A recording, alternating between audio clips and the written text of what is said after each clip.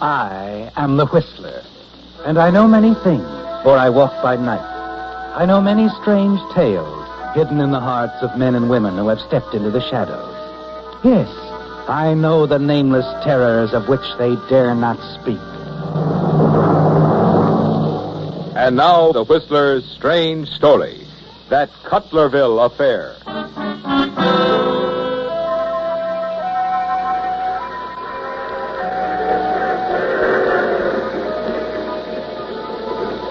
The night train from Los Angeles, shattering the stillness of the countryside, had just raced over the North River Bridge and now began to wind serpent-like along its mountain roadbed as David Talbot, sitting in the club car, folded the evening newspaper in his lap and looked at his watch. Then he leaned back in his chair and sighed a happy, contented sigh.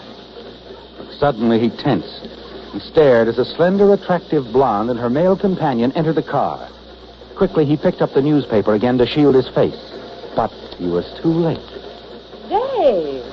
Well, Dave Talbot, of all people. Nora! Well, this is a surprise. Well, imagine running into you again after all these years. How are you, Dave? Oh, just fine, Nora, fine. Still looking as handsome as ever. Oh, you've never met my husband, Frank Williams? Frankie, this is Dave Talbot, an old friend. Yeah, how are you, Dave? Nice to know you. Mr. Williams? Make that Frankie, huh? Everybody calls me Frank. Dave and I used to work for Jack Skelly years ago, darling. Skelly, huh? Private eye? That's right. Jack used to say that we were the best operatives he'd ever had. That's so. Well, what do you know? You mind if we join you, Dave? No, please do.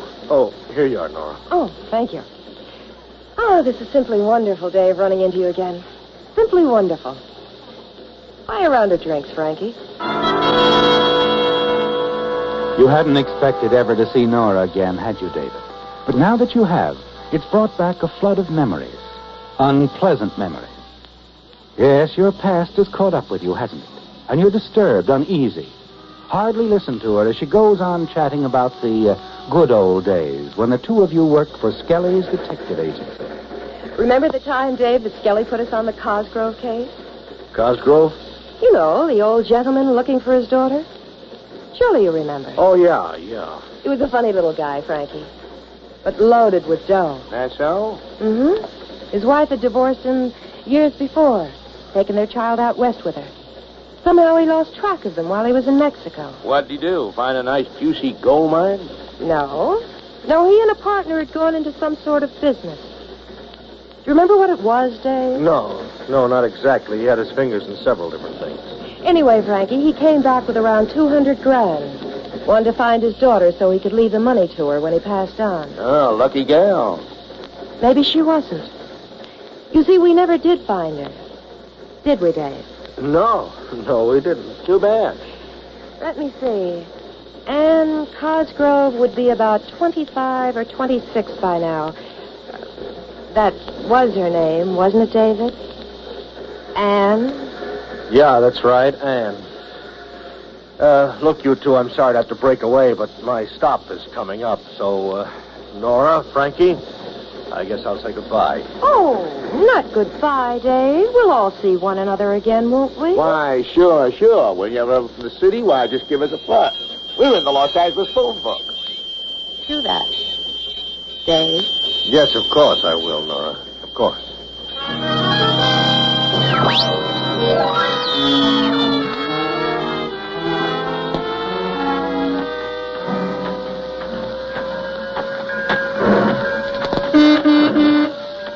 Dave!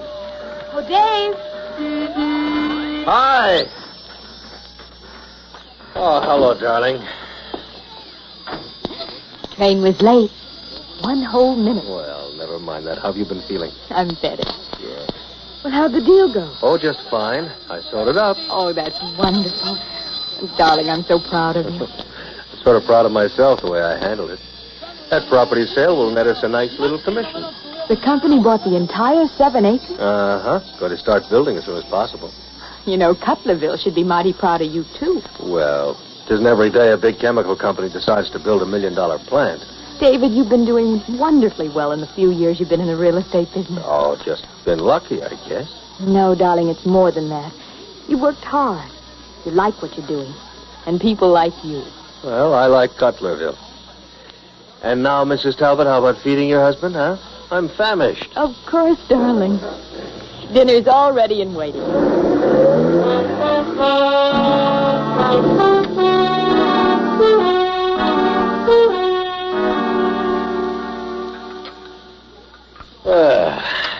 Honey, sure you don't need any help? No.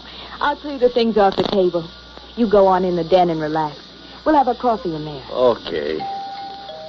Oh, who could that be? Expecting anyone to? Mrs. Chambers, to pick up some sewing I have for her. But she couldn't be this early. See who it is, David. I'll take the dishes into the kitchen. All right. Hello, Dave. Nora. Well, hiya, boy. Couldn't help noticing the town when you got off the train, darling. It was so friendly and warm, so after you left the train, we decided to get off, too. Who is it, darling? And what a charming little home. Cozy. Yes, real cozy. Yes, sir.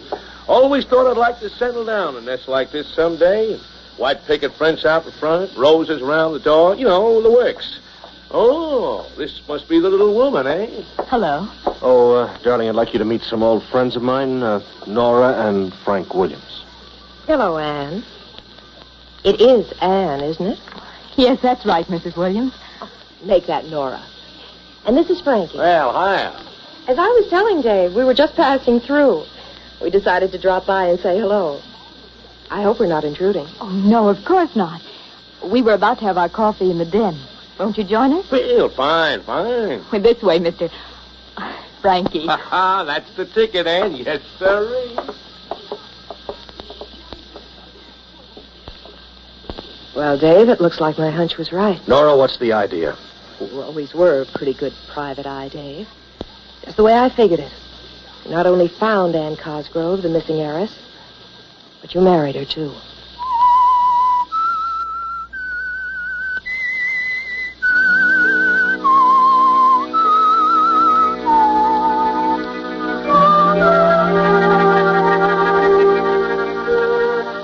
What you feared most has happened, hasn't it, David?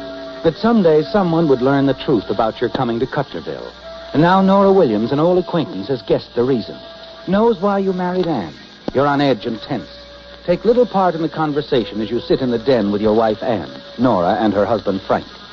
Fortunately, Nora says nothing of your past association with Skelly's detective agency, or of your part in the search launched by Anne's father in an effort to locate her.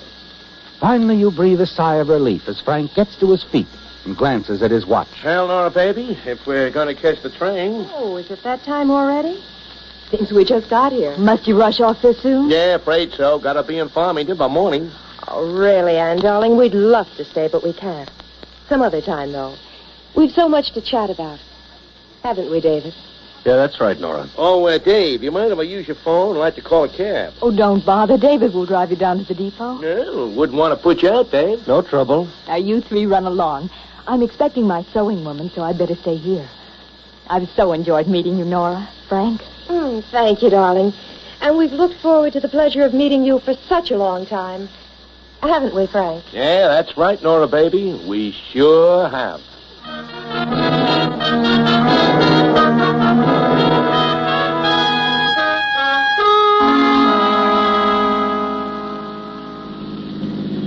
You're being rather quiet, Dave. Am I? Well, he's probably got a lot on his mind, Nora. Puzzled, maybe. Well, I'm sort of puzzled myself, David. Here you are driving a 3-year-old car, residing in a modest little cottage. Oh, it's nice enough, but hardly what I expected. I thought we'd find you living in style, in keeping with that nice fat bank account. Yeah, that's right. How come, Dave? I just don't happen to have a nice fat bank account, that's all. Oh, David, come now. Ann's father died over a year ago. Surely you must have arranged for his lawyer to find her? No, I haven't arranged anything. Really? Tell me more. Sure, I'll tell you the whole story. I had a plan all worked out when I came to Cutlerville, and I carried it out. I met and married Ann Cosgrove in what the locals called a whirlwind courtship. Go on, David. This is interesting. And I figured I'd wait 6 months or so and then fix it so that Ann would learn about her father and the money. I just never got around to it. And why not? Because something went wrong with my fine plan within a few months of the marriage. Anne became ill, very ill, almost died. That's when I realized how much I really loved her.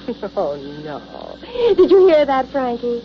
The man is telling us he fell in love with a girl. I don't expect you to believe me, Nora, but it's true.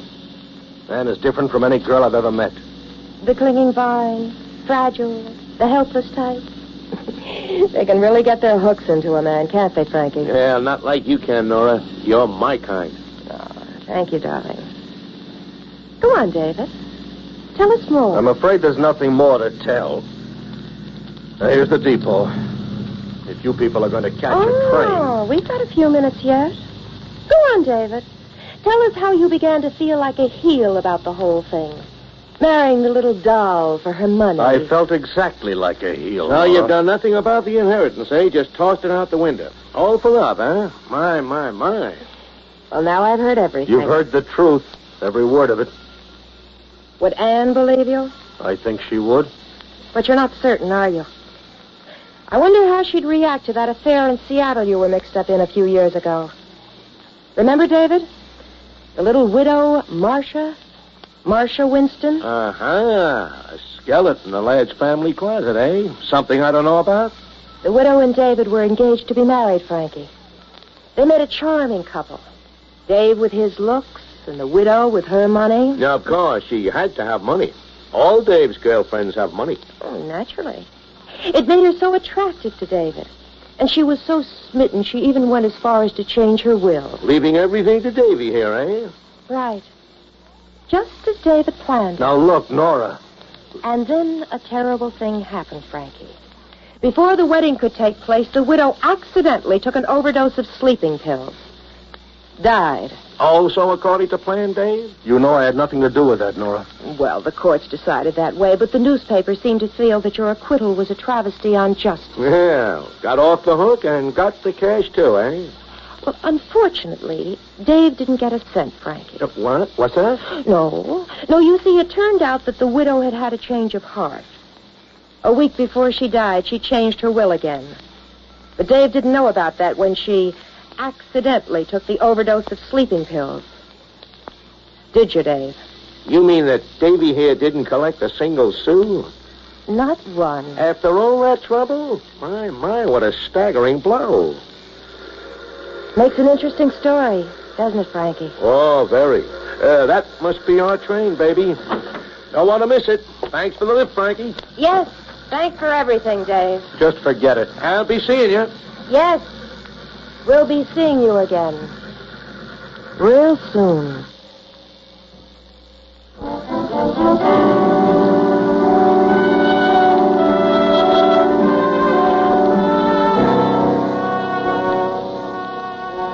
You're uneasy, jittery in the days that follow, aren't you, David? Everything you told Nora is the truth, isn't it? But you wonder how your wife, Anne, would react to the story of the Seattle affair, especially the news stories of your trial. News stories you're sure Nora has. Stories you're certain would shatter Anne's belief in your integrity and sincerity, and shock her so severely the strain might be too great. Fragile and sensitive, Anne's well on the road to recovery now, isn't she? And you don't want anything to interfere.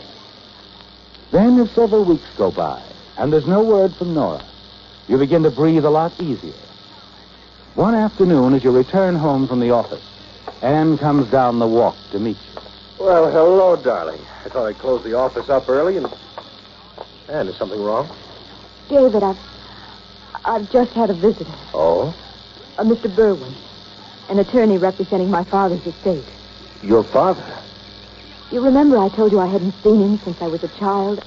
I didn't know where he was. Yes. Well, Mr. Berwin brought me the news, David. Father's dead. He died last year. Oh, Anne, honey, I'm sorry. I'm very sorry.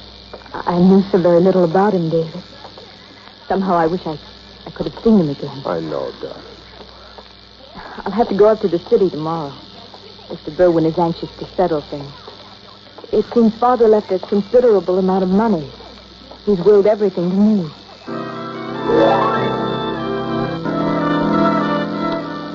It's all Nora's doing, isn't it, David? Yes.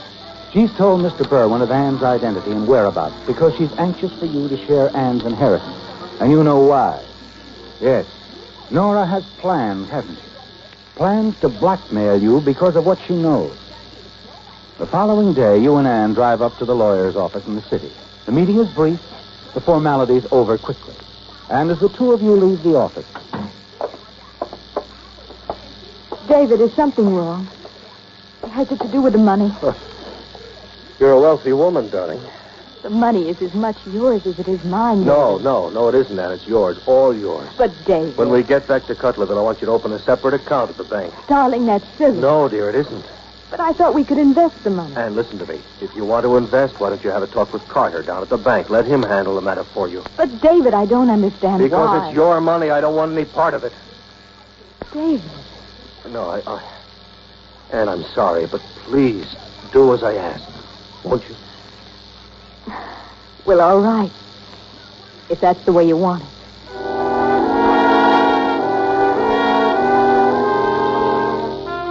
Yes, David, that's exactly the way you want it, isn't it? It's a move on your part to block Nora and her plans, to keep the money out of reach, and you're certain it'll work. You're certain of something else, too, aren't you? Yes. And it happens a few days later as you walk down Culerville's main street. The yellow David! convertible pulls up at the curb. David! Well, Nora, just passing through again? Yes, I dropped by to see Anne, and she informed me of her recent inheritance. I was thrilled, of course, weren't you? Did Anne tell you what she plans to do with the money? Oh, it seems that it's all tied up by some friend at the bank. He's going to see that she invests it properly. That's right. And I don't have a thing to do with it. Really? Your idea, of course. Did Anne say it was? No, but I have a hunch. How clever of you, David. Subtle. What does that mean? Well, it's like the affair in Seattle. Same thing all over again. I'm certain Anne's made out her will to you, leaving everything to you. The lawyer told you? No, Dave, Anne did. A few minutes ago. And now that you stand to inherit her money, I hope for your sake she doesn't take an overdose of sleeping pills. After that Seattle situation, it would look bad for you. Real bad. Nora isn't going to give up, is she, David? No, you're certain she's going to do something, and you're sure she'll give the matter some very careful thought before deciding what.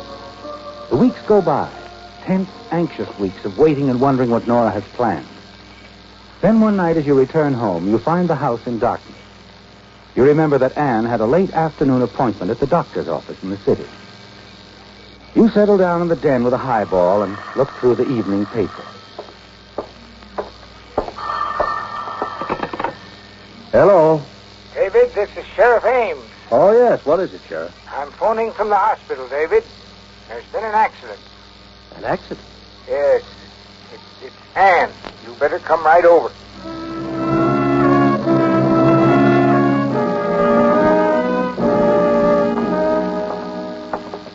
Now, take it easy, David. The forester said she's had a close call, but she'll be all right. How did it happen, Sheriff? Where?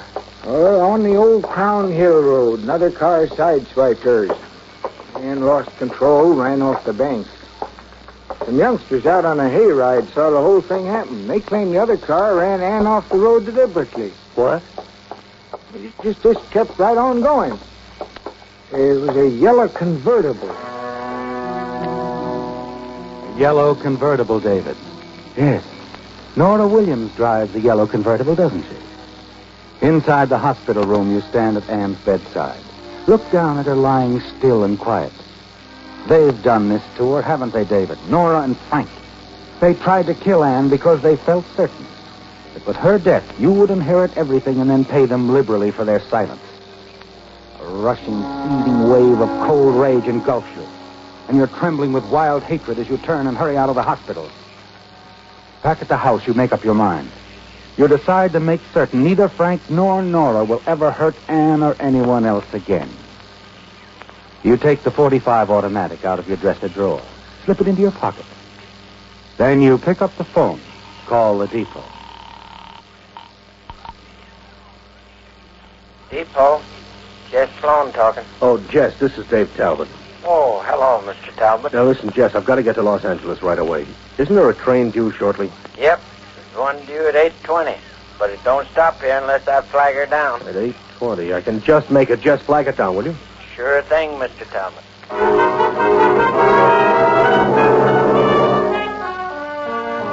A moment later, you rush out of the house. The night air is cool and crisp. And as you walk the 6 blocks toward the depot, you're thinking things out more and more clearly now. The anger, the hatred you felt back at the hospital subsides a little as your thoughts turn to Anne. And you begin to realize that what you plan to do is all wrong. Even though you're sure you'll lose Anne's love, her belief in you, and your reputation and career in Culerville, if the story of your previous situation in Seattle is made public. You still can't take the law in your own hands, can you, David? No. You've got to give Anne the best protection you can. And you're sure that she'll suffer less in the long run from learning all about you than she would if you went into Los Angeles and took care of Nora and Frank in the manner you feel they deserve. You're only a short distance from the depot when you reach a decision. You turn into the main street and hurry into the sheriff's office. Well, David, what are you doing here? Sheriff, I'd like a word with you. Well, sure. Have a chair, David. And tell me what's on your mind.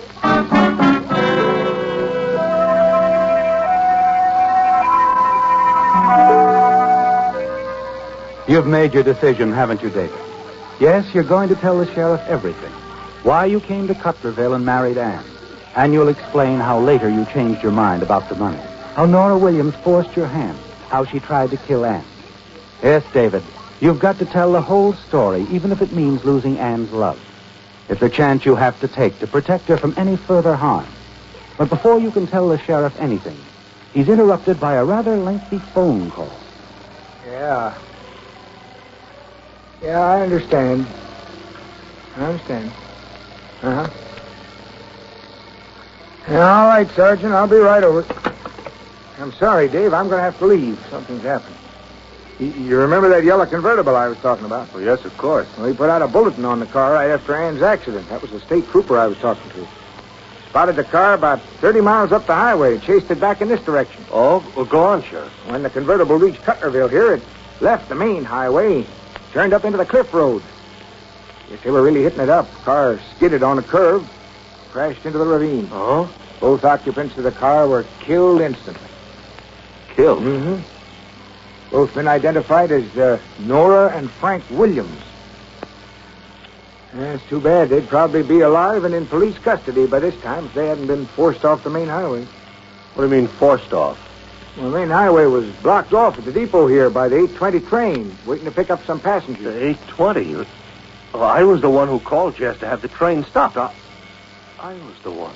What? What's that, Dave? Nothing, Sheriff. No?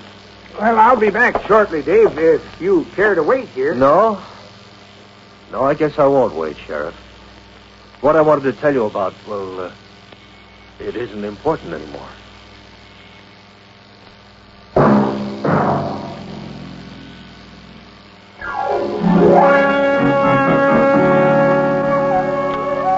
Featured in tonight's story were Bill Forman as the Whistler, Larry Dobkin, Michael Ann Barrett, Julie Bennett,